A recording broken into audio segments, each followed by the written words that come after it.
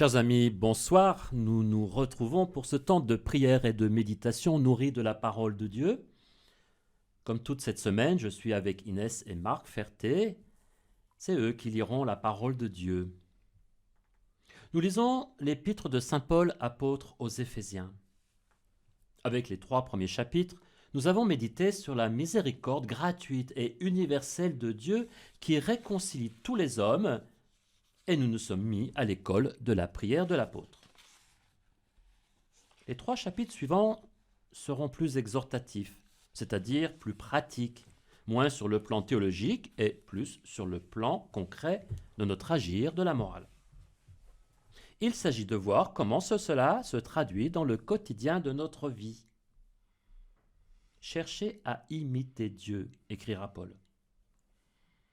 Ce soir, nous lisons ensemble le chapitre 4, qui évoque l'Église, ou plus particulièrement comment, si nous avons bien reçu son enseignement, le vivre en Église, comment faire Église, aimons-nous dire. Entrons dans la prière, écoutons la parole de Dieu. Au nom du Père et du Fils et du Saint-Esprit, Amen. Lecture de la lettre de saint Paul apôtre aux Éphésiens. Moi qui suis en prison à cause du Seigneur, je vous exhorte donc à vous conduire d'une manière digne de votre vocation. Ayez beaucoup d'humilité, de douceur et de patience. Supportez-vous les uns les autres avec amour. Ayez soin de garder l'unité dans l'esprit par le lien de la paix. Comme votre vocation vous a tous appelés à une seule espérance, de même, il y a un seul corps et un seul esprit. Il y a un seul Seigneur, une seule foi, un seul baptême, un seul Dieu et Père de tous, au-dessus de tous, par tous et en tous.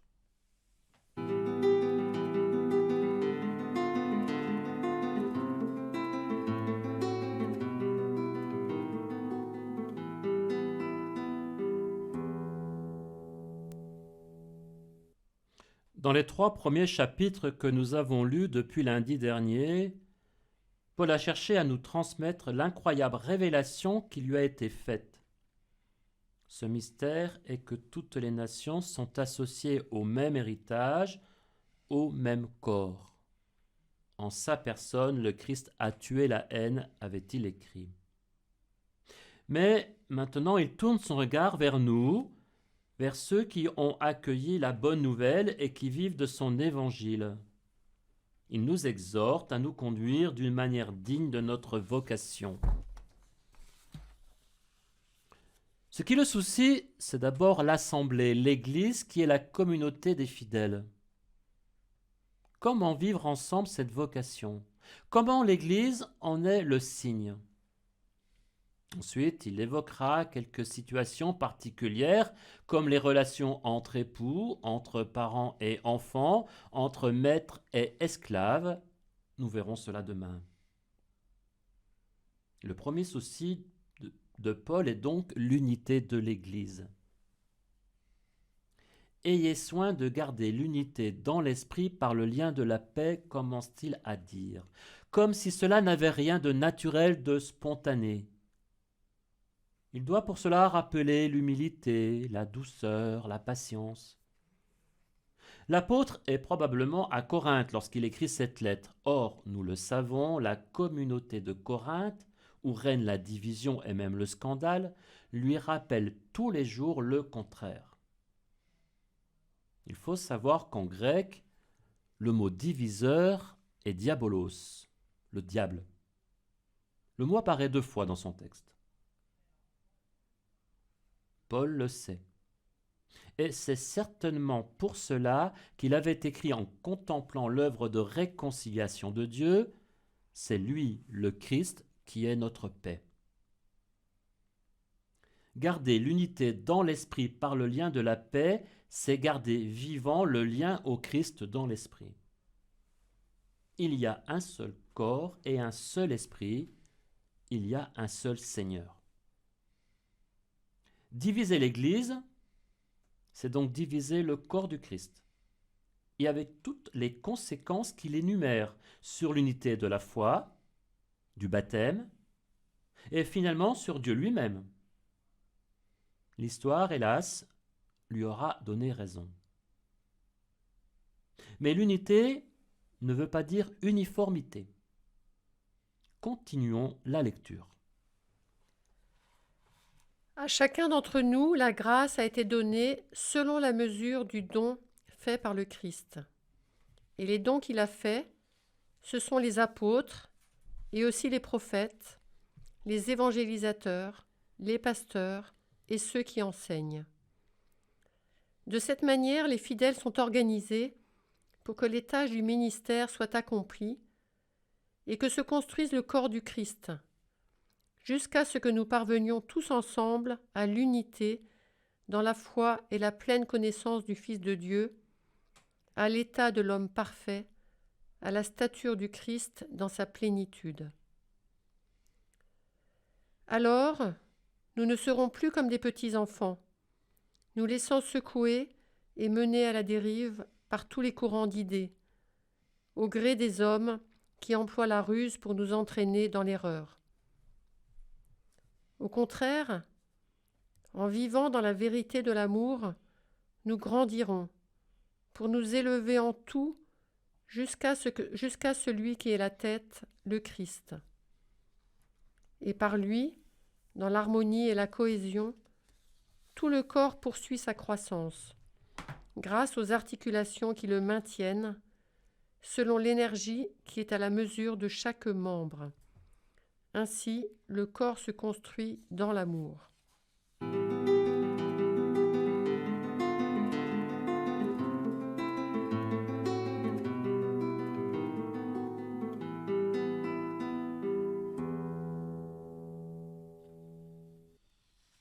Paul aborde là un point crucial de notre vie en Église, la diversité. Fort est de constater que le Seigneur appelle à lui des hommes et des femmes variés, différents dans leur sensibilité, leur expression, leur talent. Ce qui est une richesse, mais qui se vit au quotidien comme une épreuve. Et la tentation est grande alors, soit de créer des clans, des partis, soit pour s'en prévenir, d'imposer à tous les mêmes normes, les mêmes expressions, les mêmes moyens, sans respecter ces différences. Et nous savons bien là comment le diviseur sait en tirer profit. Alors, Paul écrit : à chacun d'entre nous, la grâce a été donnée selon la mesure du don fait par le Christ. Le mot qu'il utilise, là aussi, nous le connaissons car nous l'avons gardé. C'est le mot charisme. Chacun reçoit un charisme, une grâce particulière si vous voulez, un don fait par le Christ dans l'esprit à sa mesure. Et chacun a sa mesure propre, celle qui lui est juste. L'accueil de la diversité des charismes a toujours été un souci dans l'Église. Elle a conduit à l'organisation des différents ministères pour le bien du corps entier. Mais ce qui est premier, c'est la paix, l'harmonie, la cohésion afin que tout le corps poursuive sa croissance grâce aux articulations, comprenez ici l'organisation des ministères, qui le maintiennent selon l'énergie qui est à la mesure de chaque membre. Ainsi le corps se construit dans l'amour, conclut-il. Car pour Paul, l'Église est un corps. Paul, dans ses lettres, fait un grand emploi des mots corps et tête, le plus souvent au sens métaphorique, comme dans l'Épître aux Romains, chapitre 12, si vous voulez aller voir, ou aux Corinthiens, chapitre 12 aussi. Mais ces mots prennent ici, comme dans l'Épître aux Colossiens qui lui est contemporaine, une signification nouvelle, car il y a plus qu'une simple analogie. Les chrétiens ne sont pas seulement dépendants les uns des autres, comme les sont les membres d'un corps, ils sont le corps du Christ. expression osée qui a son origine dans le mystère de l'Eucharistie. Dans la première épître aux Corinthiens, sa réflexion fait suite à celle sur le repas du Seigneur. Le pain que nous rompons n'est-il pas communion au corps du Christ? Puisqu'il y a un seul pain, nous sommes un seul corps. Mais ici, il va plus loin. Il représente le Christ comme tête du corps qui est l'Église. Dans cette vision, le Christ est le sauveur de son corps, dont nous sommes les membres. Il l'est parce qu'il a lui-même pris un corps de chair. Une attention spéciale est accordée à la tête, donc, prise non comme un membre quelconque, comme dans 1 Corinthiens 12, mais comme vis-à-vis du corps. Le Christ est tête parce qu'il anime le corps. En cela, en effet, selon la conception physiologique des médecins grecs antiques, la tête est le centre d'où part l'influx nerveux, et c'est elle qui cause la croissance du corps. Et le devoir de l'Église en tant que corps, c'est d'être bien attaché à la tête, le Christ. Il pousse l'analogie jusqu'au bout, puisqu'il parle même des articulations. Pour la croissance et le bon fonctionnement du corps, il faut des articulations, image désignant les ministres de l'Église, qui sont à l'époque les apôtres, les prophètes, les évangélisateurs, les pasteurs, ceux qui enseignent. Les ministères ordonnés que nous connaissons ne sont pas encore fixés. Aujourd'hui, nous dirions les évêques, les prêtres, les diacres et aussi les lèmes, les catéchistes, les bénévoles des services et des mouvements. Retenons sa conclusion. Le corps se construit dans l'amour.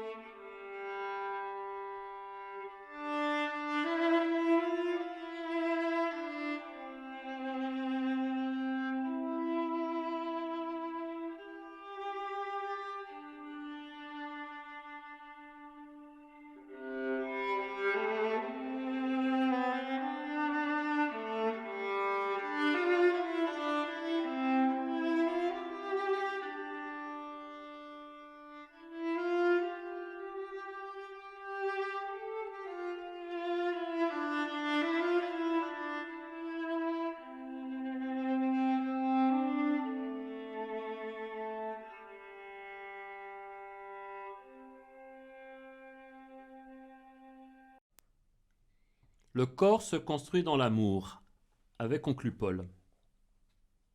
Écoutons là une catéchèse du pape François faite place Saint-Pierre en 2013. L'image du corps nous aide à comprendre ce lien profond entre l'Église et le Christ que saint Paul a développé de façon particulière dans ses lettres. Avant tout, le corps nous rappelle à une réalité vivante. L'Église n'est pas une association d'assistance, culturelle ou politique, mais elle est un corps vivant qui marche et agit dans l'histoire. Et ce corps a une tête, Jésus, qui le guide, le nourrit et le soutient. C'est un point que je voudrais souligner. Si l'on sépare la tête du reste du corps, la personne tout entière ne peut survivre. Il en est de même dans l'Église. Nous devons demeurer liés de façon toujours plus intense à Jésus. Mais pas seulement cela. De même que dans un corps, il est important que circule la sève vitale afin qu'il vive. Ainsi, nous devons permettre que Jésus agisse en nous, que sa parole nous guide, que sa présence eucharistique nous nourrisse, nous anime, que son amour nous donne la force d'aimer notre prochain. Et cela toujours, toujours, toujours. Chers frères et sœurs, demeurons unis à Jésus, ayons confiance en lui, orientons notre vie selon son évangile. Nourrissons-nous de la prière quotidienne, de l'écoute de la parole de Dieu, de la participation au sacrement.